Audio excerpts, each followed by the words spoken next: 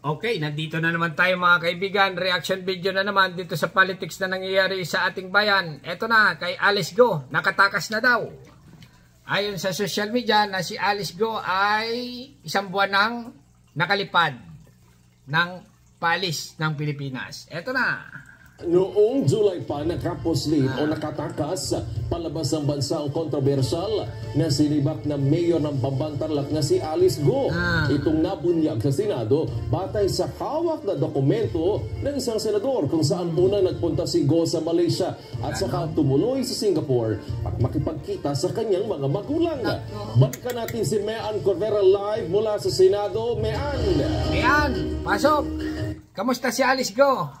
Nag-reunion na pala sa Malaysia or sa Singapore. Ganon? Yes, Wedge, may posibilidad umanong may tumutulong na mataas na opisyal dito kay Bambantarlac Mayor Alice Go. Kaya nakakalabas-masok ito ng bansa. Ayon sa mga senador, may posibilidad na madalas itong ginagawa ni Go at kahit pa may nakapending na warrant of arrest laban sa kanya. Ay ganon. Ibig sabihin, labas-pasok si Alice Go mula nung naghiring-hiring pa. Ay ngayon talaga, ay totally wala na. Ang Bureau of Immigration talaga, mga kaibigan, galaw-galaw. Ay bakit nga nakalusot yan? Ibig sabihin, may lagay, may bayad, pera ang binayad ni Alice Go. Senado. Nakalabas na ng bansa ang suspendidong mayor ng Bambantarlac na si Mayor Alice Go. Sa kanyang privilege speech sa Senado, sinabi ni Senador Risa Ontiveros na nakatanggap siya ng report mula sa National Bureau of Investigation na lumabas ng bansa si Go noong July 18 patungong Kuala Lumpur, Malaysia. Sa dokumentong ipinakita ng senador, nagtugma ang flight manifest sa pasaporte ni Alice Go. Mula sa Malaysia, tumuloy ito sa Singapore kung saan doon siya nakipagkita sa kanyang mga magulang na sina Lin Wenyi at Go Wanzong. Akala ko pa naka-hold ito or naka-blacklist na sa immigration na hindi pwedeng umalis si Alice Go. Bakit gano'n na nangyari? Ay baka yung counter mga kaibigan, yung nag-check ng ng passport. Di ba? Ano ka dyan eh. Pag lalabas ka ng bansa, may check ng passport yan eh. Siyempre mababasa yan eh. Kung nasa listed ka na ito ay wanted sa Pilipinas, paghahanap ng batas. Bakit nakalusot nga? Ay kailangan checkin ito. Kailangan imbestigahin sa Senado yun. Kaya lang, sa tingin ko, may lagay talaga na kapirahan ito. Baka inupiran ito ng milyon-milyon. Alice Go! Bumalik ka sa Pilipinas. Ang mga magulang ni Go umalis sa China noong July 28 kasama sina Wesley Go at Cassandra Ong. Hindi raw ito nakita sa CCTV footage sa anumang paliparan palabas ng bansa dahil posibleng tinulungan ito mismo ng mga taga-immigration o mga otoridad at idinaan sa hindi mahagip ng CCTV. Ay immigration. OMG talaga naman ang immigration. Pasaway, galaw-galaw. Ngayon ay dapat kayong imbestigahan. Lagi na lang, problema ng Pilipinas.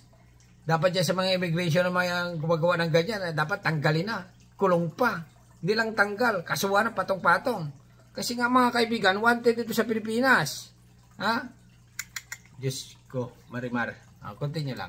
Kinondena ng mga senador ang ginawang pambabastos ni Go sa mga batas ng Pilipinas. Hinala nila sumakay si Alice Go sa isang chartered flight. Pag ikaw ay isang pasahero, gustong pumunta ng abroad sa ng isang chartered plane, hindi ka nadadaan sa proseso, hindi ka nadadaan sa immigration, diretso-diretso ka na sa gate, sa kayong limousine mo, SUV, and then pagdating sa tarmac, aakyat ka sa aeroplano mo, and then here comes the CIQ, Customs, Immigration, and Quarantine.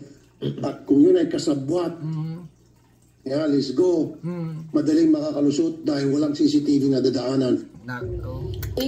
Alam ni Senador Rapi Tulfo.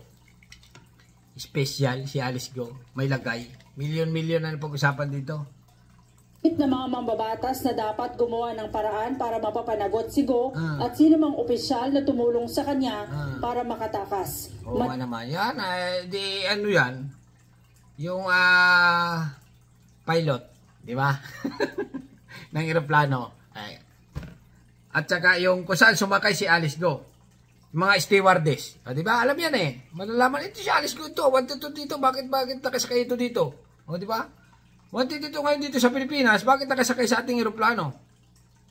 Ay, may lagay na yan eh. Talaga naman yung Bureau of Immigration.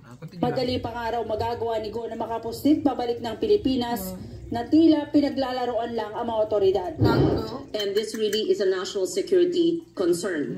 Aside from galit na, Senadora Loren. The fact that this Mayor Guo had left the country and supposedly having been assisted by law enforcers or even officials of government because there was already a hold or a ban. Ayan na mga kaibigan, Senadora Loren, nanggigigil, nagagalit. Bakit daw, ha?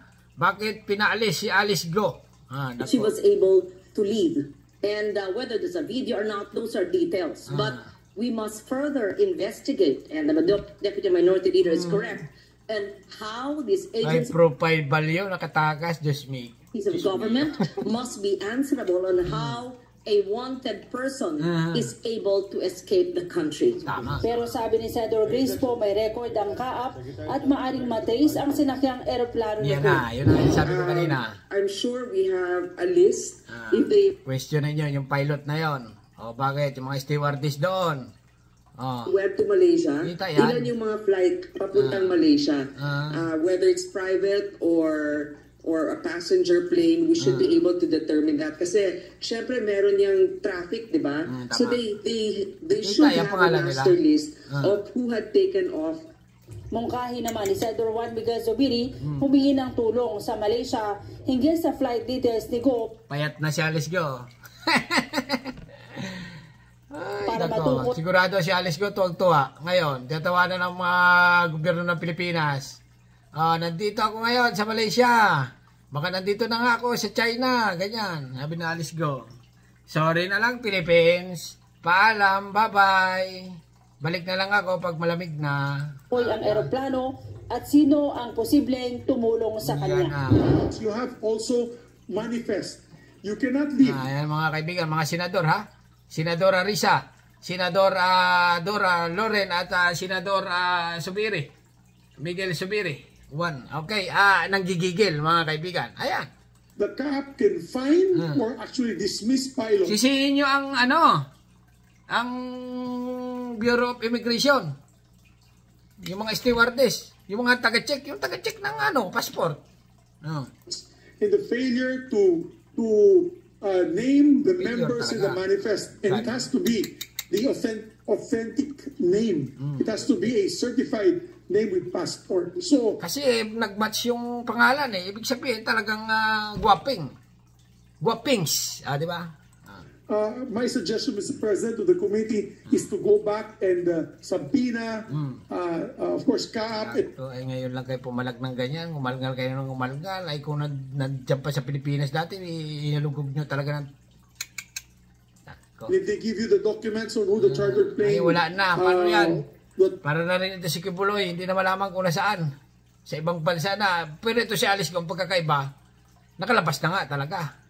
Provided this escape, then you can subpoena these individuals. Pero imposibleng darating yan sa international port na walang document kung anong aeroplanong sinakyan niya at yung airplane number. Tama, may talagang may pasaporte yan, may papilis na dala yan.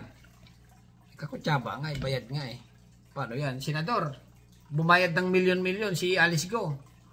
Nasa Bureau of Immigration yung pira. That's a violation of it. Ay, naman, nakakagigil mga kaibigan. Ganito na lang lagi ang nangyayari sa Pilipinas. Lagi na lang tumatakas.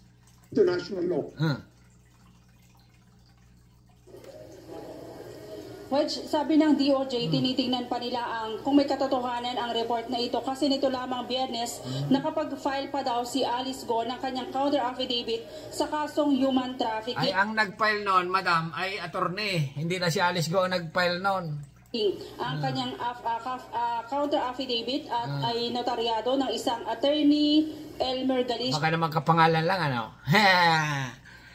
Pero sa tingin ko, si Alice Go talaga yun. Siya noong August 14. Sa impormasyon nila ay ang isang affidavit daw ay dapat pinipirmahan sa harap ng isang nagnonotaryong abogado.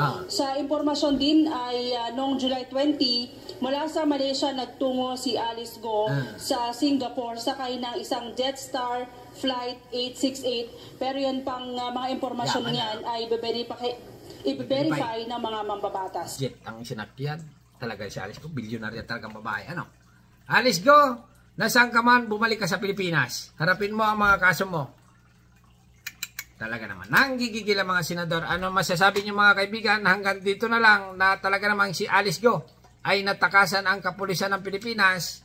Yun na nga, ang mga senador na nag-iirig sa kanya. Kawawa naman ang mga taong, okay, kasalanan sa Pilipinas. Alright? Hanggang dito na lang mga kaibigan. Ano masasabi nyo? Subscribe my channel. Don't forget comment. Bye-bye. Thank you.